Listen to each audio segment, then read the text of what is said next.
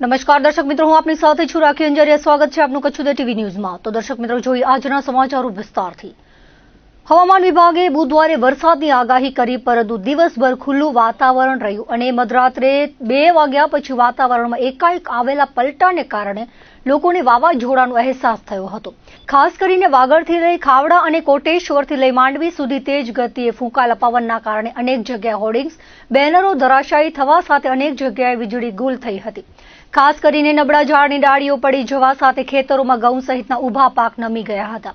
કેરીના પાકમાં મોર ખરી પડ્યા હતા. રાતના સમયે ઝાપટું વરસ્યું હતું. જોકે પરોઢથી વાતાવરણ ખુલ્લું થઈ ગયું હતું. કચ્છમાં ખાસ કરીને અબડાસા વિસ્તારમાં ઘઉં થાય છે. મોટાભાગના ખેડૂતોએ ઘઉં કાઢી લીધા હતા.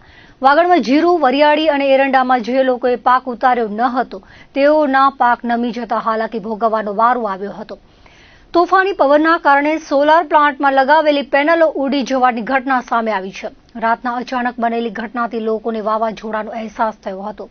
પશ્ચિમી વિક્ષોભ અને રાજસ્થાન પર સર્જાયેલા અપર એર સાયક્લોનિક સર્ક્યુલેશનની અસરથી નખત્રાણા પંથકમાં રાત્રે 2 વાગે ધૂળની ડમરી સાથે તીવ્ર અસરથી ફૂંકાયેલા વાવાઝોડા અને ધીમી ધારના વરસાદે ખેડૂતો અને લોકોના જીવ તાળવે મૂકી દીધા હતા. સવારે ધુમ્મસનો માહોલ સર્જાયો હતો. એકાએક ચૈત્રના પ્રારંભે આવેલા વાવાઝોડાથી દાડમના પાકના સુરક્ષા કવચ ઉડી ગયા હતા. બીજી બાજુ તીવ્ર પવનના કારણે ઝાડ ઉપરથી કેરી ખરી પડી છે. આ વર્ષે આંબાના ઝાડ પર પુષ્કળ પ્રમાણમાં મોર લાગ્યા છે, પરંતુ અચાનક ઝાકળ આવવાથી મોર કેરી લાગે તે પહેલા કાળા પડીને કરમાઈ ગયા હતા. જિલ્લા મથક ભુજમાં બપોરના અરસામાં ભારે પવન સાથે વરસાદી ઝાપટા વરસ્યા હતા. કમોસમી વરસાદના કારણે માર્ગો પર પાણી વહી નીકળ્યા હતા. હવામાનની આગાહી મુજબ કમોસમી વરસાદથી લોકોને ગરમીમાંથી રાહત મળી હતી. નારાયણ સરોવરમાં રાત્રિના સમયે વાતાવરણમાં અચાનક પલટો આવ્યો હતો, જેથી મિની વાવાઝોડું ફૂંકાયું હતું, જેમાં વીજ પુરવઠો ખોરવાયો હતો અને કોટેશ્વર ખાતે માછીમારોના બોટ અને સાધનોને નુકસાન થયું હતું. ગુરુવારે બપોરે ભારે પવન ફૂંકાતા સાથે અડધો ઇંચ વરસાદ પણ પડ્યો હતો.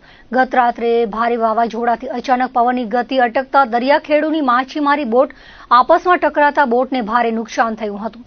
આજે યાત્રાધામમાં સવારથી વરસાદી વાતાવરણ હતું. માછીમારોને હવામાન ખાતાની આગાહીની ખબર જ ન હતી. અલબત્ત બોટોને મોટા પ્રમાણમાં નુકસાન થયાના અહેવાલો છે. બીજી તરફ વીજ પુરવઠો ઠપ છે અને યાત્રાધામ ખાતે યાત્રાળુઓની સંખ્યા પણ રાબેતા મુજબ છે. વરસાદ અને પવનથી કાચા પાકા મકાનોના પતરા ઉડ્યા હતા. લખપત તાલુકામાં ગત રાત્રિના ભારે પવનના કારણે ઊભા પાકને નુકસાન થવા સાથે વીજ પુરવઠો ખોરવાયો હતો. ગ્રામીણ વિસ્તારોમાં પતરા ઉડવા સાથે ઝાડની ડાળીઓ પડી હતી. પાનદ્રોમાં વર્માનગર રોડ પર લગાવેલા હોર્ડિંગ્સ પડી ગયા હતા. વગર મંજૂરીએ લગાવેલા બોર્ડ વાવાઝોડા સમયે જોખમી સાબિત થઈ શકે છે. ગત રાત્રિ દરમિયાન નરા વિસ્તારમાં ભારે પવનના કારણે લોકોના છાપરા ઉડી જવાના બનાવ બન્યા હતા. નરા ફાટકથી હાજીપીર જતા રસ્તા ઉપર પીજીવીસીએલના થાંભલાને ભારે પ્રમાણમાં નુકસાન થયું હતું. હાજીપીર પંથકમાં ગામડામાં લાઇટ બંધ થઈ ગઈ હતી. હાલ રમઝાન મહિનો ચાલતો હોવાથી લોકો રોજા રાખી રહ્યા છે, ત્યારે લાઇટના કારણે લોકો મુશ્કેલીમાં મુકાયા હતા. વહેલી તકે લાઇટનું કામ ચાલુ કરાય તેવું લોકોની માંગણી છે. નખત્રાણા તાલુકાના વિરાણી મોટી ગામની આટી પાસે વૃક્ષ ધરાશાયી થયું હતું. બેરુ, મોસુણા અને અંગિયા નજીક વૃક્ષ પડ્યાના અહેવાલ મળ્યા હતા.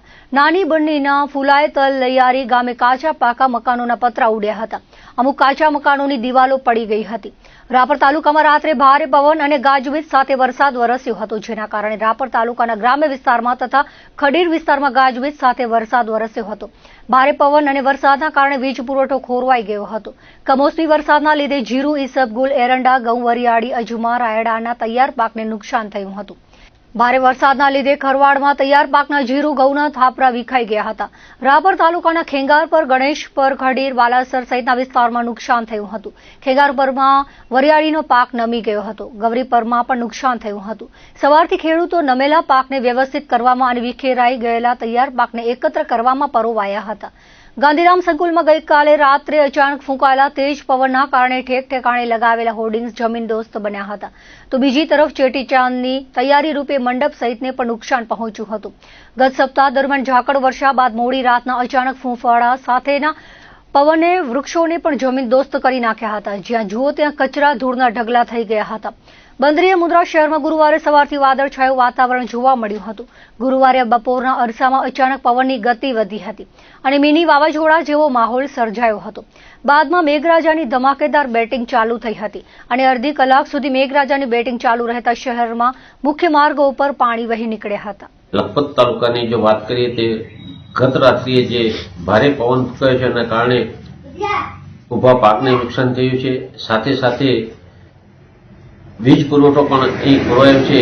અને આ વિસ્તારની અંદર જો પાંદરો વિસ્તારની અંદર જો વાત કરીએ તો ઠેક ઠેકાણે જે હોર્ડિંગ લગાવવામાં આવ્યા છે એ હોર્ડિંગ તંત્રને કાયદેસર રીતે એને દૂર કરવા જોઈએ, જેથી કરી અને જોખમી સાબિત ન થાય. ગત રાત્રિના પવન સાથે આપણે જોઈ છે કે રોડ સાઈડ જે લગાવવામાં આવેલા હોર્ડિંગો ઠેક ઠેકાણે ધ્વસ્ત થયા છે. તો એના કારણે જો દિવસે હોય તો કોઈને પણ નુકસાન કરી શકે છે. તો આવા હોર્ડિંગો મંજૂરી વગર ન લગાવવામાં આવે તેવી તંત્રને ખાસ વિનંતી છે.